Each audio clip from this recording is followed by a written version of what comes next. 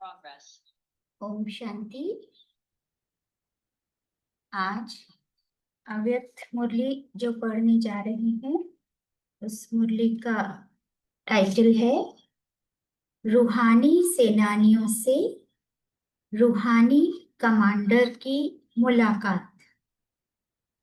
रूहानी सेनानियों से रूहानी कमांडर की मुलाकात। डेट है मुरली की 14 जनवरी 1980, 14th January 1980।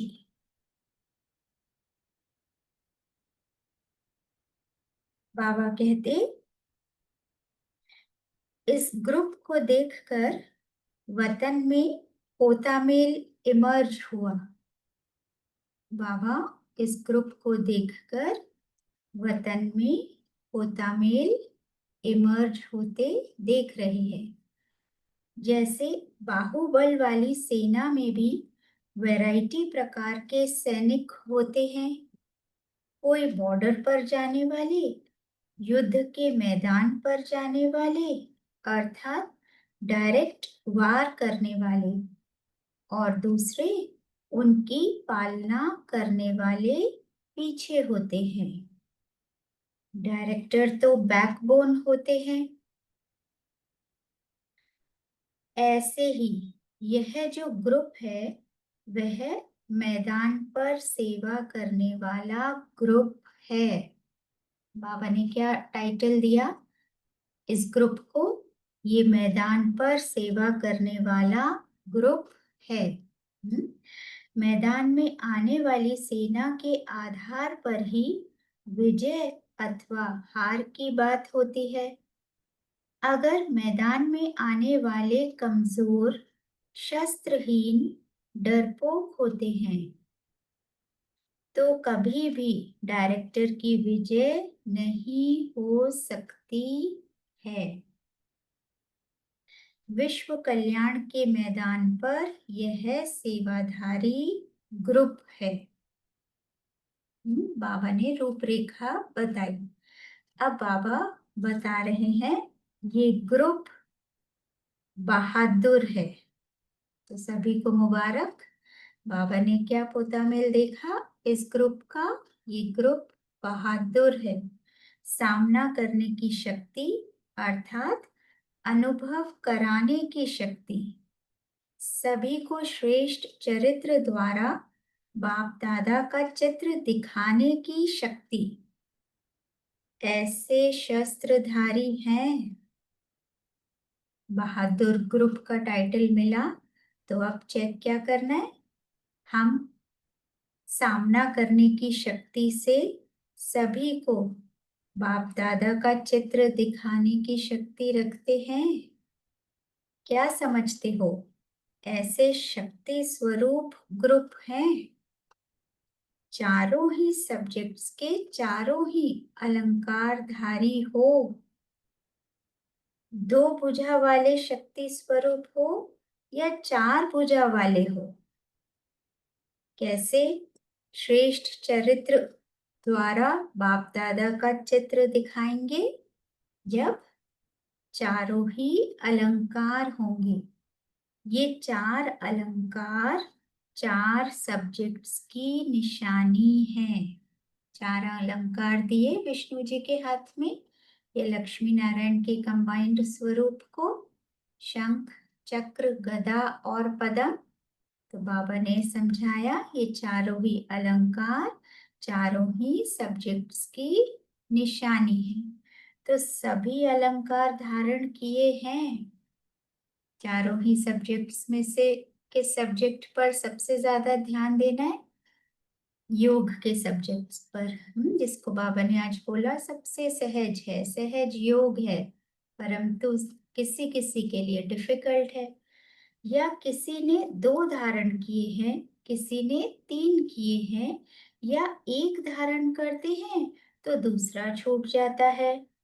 तो इस ग्रुप का महत्व समझा। ये ग्रुप बहादुर है अर्थात चारों ही सब्जेक्ट से अलंकारित है। अपने श्रेष्ठ चरित्र द्वारा बाप दादा का चित्र दिखाने की शक्ति रखता है, तभी डायरेक्टर की विजय होगी। आगे बाबा कहते, श्रीमत का कांटा ठीक तो तराजू के दोनों पलड़े बराबर रहेंगे। कल का ही वरदान था। सेवा के मैदान पर आने वाला ग्रुप है, अर्थात विजय के आधार मूर्त ग्रुप है। देते जा रहे हैं बाबा हमें बहादुर के टाइटल्स। आधार मूर्त, मजबूत होना, आधार हिलने वाले तो नहीं है ना। जैसे ज्ञान और सेवा, इन दो सब्जेक्ट्स के ऊपर रिजल्ट 75% देखिए, वैसे याद और धारणा इन दो सब्जेक्ट्स पर भी ज्यादा अटेंशन दे, चारों ही अलंकारधारी बनो, नहीं तो सृष्टि की आत्माओं को संपूर्ण साक्षात्कार करा नहीं सकेंगे। चारों सब्जेक्ट्स, एक भी सब्जेक्ट वीक नहीं रहना चाहिए। ज्ञान भी हो, ज्ञान अर्थात समझ, कब किस संकल्प को, गुण को और शक्ति को कार्य में लगाना है। योग की सब्जेक्ट, बाबा को भिन्न भिन्न प्रकार की रमणीक विधियों से याद करना है, तभी विकर्म विनाश होंगे और कोई उपाय है ही नहीं। साथ साथ दिव्य गुणों की धारणा करते जाएं, तो सेवा ऑटोमेटिक होती जाएगी। इसीलिए इन दो अलंकारों को धारण करने के लिए कौन से दो? याद और धारणा, जिसमें वीक है, विशेष क्या अटेंशन रखेंगे? डबल सेवाधारी हो, लौकिक और ईश्वरीय। अब बाबा एक्सप्लेन कर रहे हैं, कल के वरदान में भी हमने यही एक्सप्लेनेशन सुना था बाबा से। शरीर निर्वाह अर्थ और आत्म निर्वाह अर्थ, डबल सेवा मिली हुई है, मिली हुई है, सबको मिली हुई है। शरीर निर्वाह अर्थ और आत्म निर्वाह अर्थ, इन्हीं का ही निर्वाह अर्थ हम यहाँ इस शरीर में हैं, और दोनों ही सेवा बाप दादा के डायरेक्शन प्रमाण मिली हुई है। लेकिन दोनों ही सेवाओं में समय का, शक्तियों का समान अटेंशन देते हो। दोनों ही सेवाओं में समय का, शक्तियों का समान अटेंशन देते हो। देखिए अभी तक पूरा दिन शरीर निर्वाह अर्थ कितना समय दिया, आत्मनिर्वाह अर्थ कितना समय दिया, खुद ही कैलकुलेट कर सकते हैं। अब देखिए, शरीर निर्वाह अर्थ शक्तियों को यूज किया, परिस्थिति अनुसार, प्रकृति अनुसार, आत्माओं अनुसार यूज किया,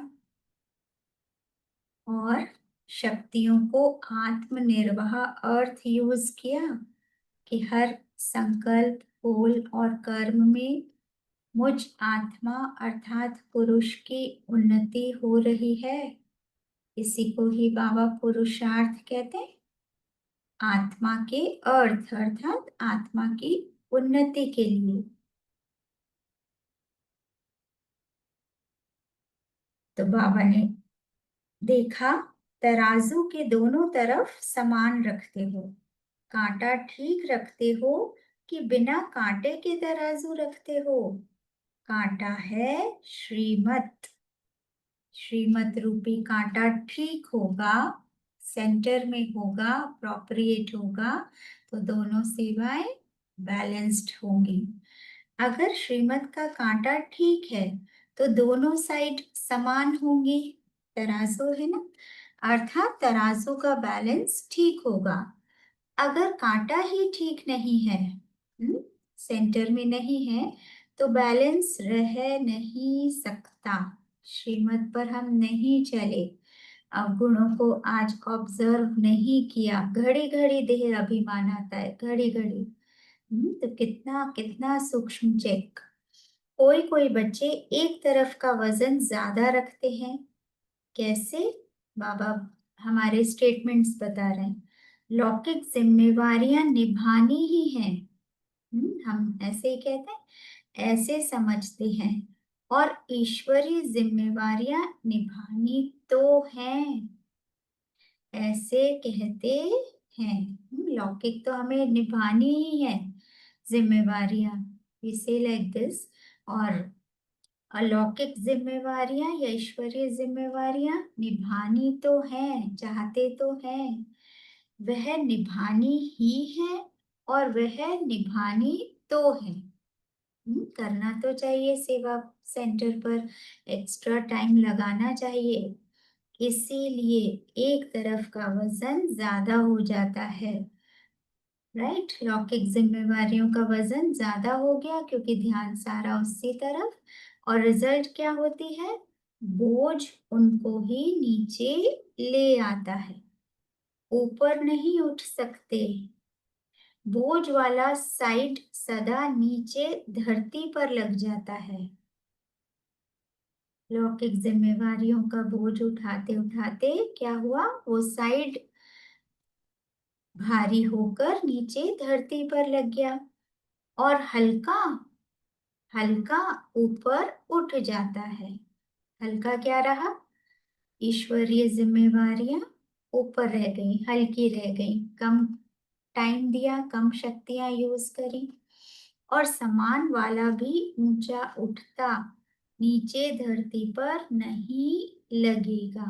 दोनों अगर समान होंगे, बैलेंस होंगी दोनों सेवाएं, तो दोनों पलड़े तराजू के ऊपर उठे रहेंगे, धरती पर तो नहीं होगा एक भी साइड। धरती पर लगने के कारण धरती के आकर्षण वश हो जाते हैं।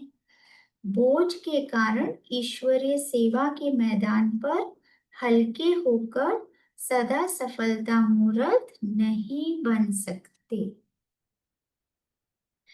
कर्म बंधन के लोक लाज के बोझ नीचे ले आते हैं। अब बाबा एक्सप्लेन कर रहे हैं एक्स्ट्रा, जिस लोक को छोड़ चुके। कितने रमणीकता से बाबा कह रहे हैं, जिस लोक को छोड़ चुके उस लोक की लाज रखते हैं। कोई ऐसे ना कह दे, उन्हें बुरा ना लग जाए। और जिस संगम युग पर संगम लोक के बन चुके उस लोक की लाज रखना भूल जाते हैं। बाबा को भी तो कितना बुरा लगता होगा कभी कभी। जो लोक भस्म होने वाला है, बाबा कह रहे हैं जो लोक भस्म होने वाला है उस लोक की लाज सदा स्मृति में रखते। और जो लोक अविनाशी है और इसी लोक से भविष्य लोक बनना है, उस लोक की स्मृति दिलाते भी कभी कभी स्मृति स्वरूप बनते हैं, कभी कभी, ज्यादा टाइम विस्मृति स्वरूप बनते हैं। तो ये लोक जो भस्म होने वाला है उसकी याद रहती है, और जो लोक जहाँ अविनाशी प्राप्ति होने वाली है, भविष्य लोक बनना है, उसकी स्मृति कभी कभी रहती है। गृहस्थ व्यवहार और ईश्वरीय व्यवहार दोनों में समानता रखना, अर्थात सदा दोनों में हल्के और सफल होना। तो आज से चेक करेंगे कि बैलेंस रखना है गृहस्थ व्यवहार और ईश्वरीय व्यवहार में। दोनों तरफ समय और शक्तियां बैलेंस रूप में देनी है। समय की चेकिंग करेंगे तो शक्तियों की चेकिंग अपने आप हो जाएगी। आगे बाबा कहते गृहस्थ व्यवहार नहीं, ट्रस्ट व्यवहार।